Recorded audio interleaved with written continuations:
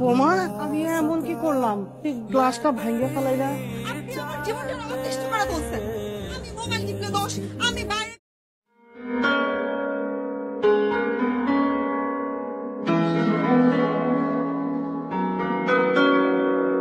দোষ, আমি রান্না 19-20 করলে দোষ, সবকিছুতে আপনার দোষ। তুমি আমার মেয়ের মতো, রান্না একটু সমস্যা হয়, তুমি তোমার ভুলটা ধরাই দিই, শিখাই দিই, মাথায় ঘুমটা দেও না, ঘুমটাটা দিয়ে যাই, সুন্দর লাগবে। না, আমার ভালোর জন্য আর কিছু বলতে হবে। আপনি চাইলে আমি এই বাড়ি থেকে চলে যাই, ঠিক আছে? আমি এই বাড়ি থেকে চলে যাই। বাবা, সবই তো শুনলি, আমি তোর ভালোর জন্যই বলছিলাম, আমি কি খারাপ কিছু বলছি? ও আসলে আমার বুঝতে পারে নাই, তাই রাগ করে চলে গেছে। তুই যা, গিয়ে ওরে সুন্দর করে নিয়ে আয় আবার। তুমি বললেই তো আমার মেয়েটার আমি যাইতে দিতে পারি না। কেউ কি চায় নিজের মায়ের আগুনে ঝাঁপ দিতে? আম্মা একসাথে থাকতে মারিয়া তুমিও ভুল করছো। ওদের বাড়ি থেকে বের হয়ে আসার আগে একটা আমাকে ফোন দেওয়া উচিত। চলো ব্যাগ গুছাও।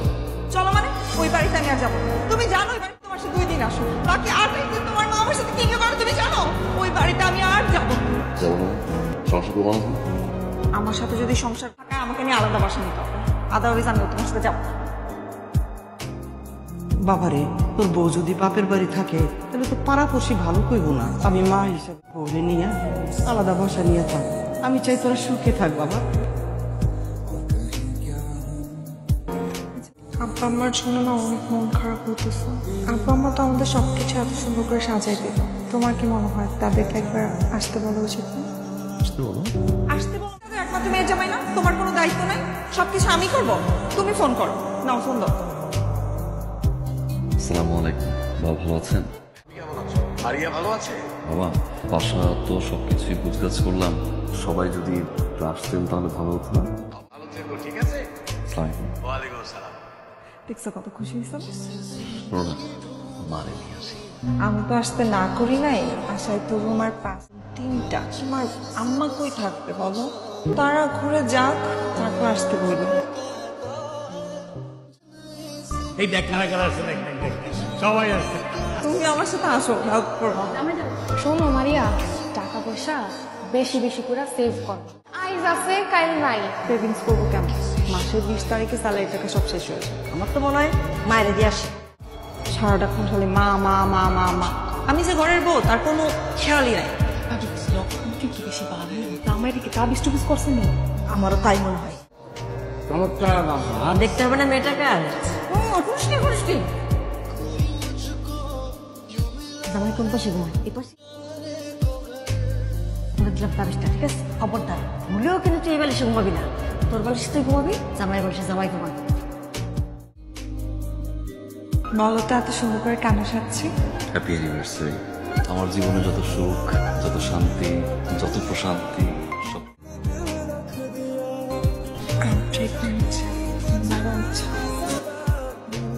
প্রমিস?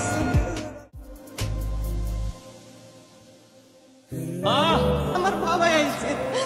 আচ্ছা, তুই হঠাৎ করে এসে বললি, খবর দিবি না? আমি একটু তোর লাগি দাদি হইতেছে। দাদি উঠেছি।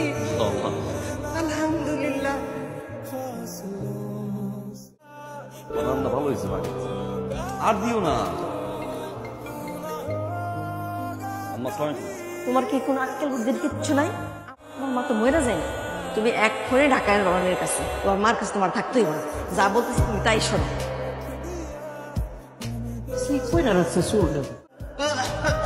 ভালো না, পাইছো এক সৌরভ ডাক্তার, এখন ডাক্তার সার্ভিস মিলে হয়েছে। আমি কালকে গেলাম, আমরা ঢাকা যাবো, আমি দেখে দিচ্ছি।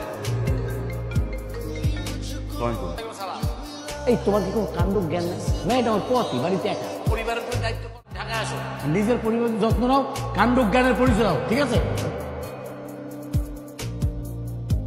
বাবা শহরে যা, তোর বউটা পুয়াতি না, একলা থাকলে সমস্যা হয়।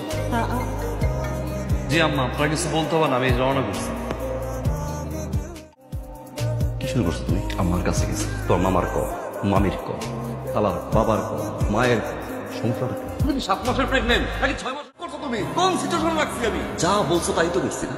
তো মামা আসছে, মামি আসছে, বাবা আসছে, আমার কোনো আপত্তি নেই।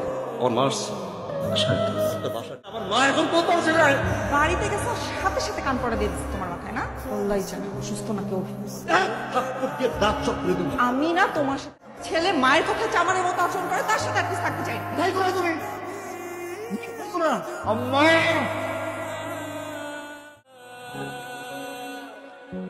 শামিম কি ব্যাপার তো সকালে?